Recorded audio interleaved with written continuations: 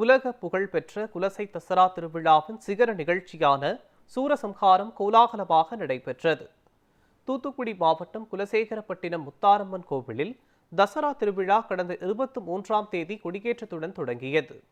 சிகர நிகழ்ச்சியான மகிஷாசுரனை வதம் செய்யும் நிகழ்ச்சி கடற்கரையில் நள்ளிரவு கோலாகலமாக நடைபெற்றது.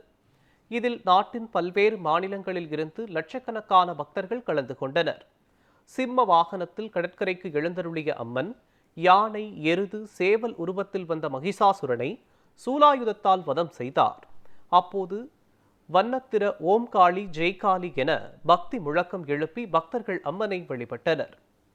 இதனைத் தொடர்ந்து அம்மனுக்கு சிறப்பு பூஜை செய்யப்பட்டது. விமரிசையாக நடைபெற்ற சூரசம்ஹாரம் நிகழ்ச்சியில் ஏராளமான பக்தர்கள் கடவுள் வேடமணிந்து தங்களது நேர்த்திக்கடனை செலுத்தினர்.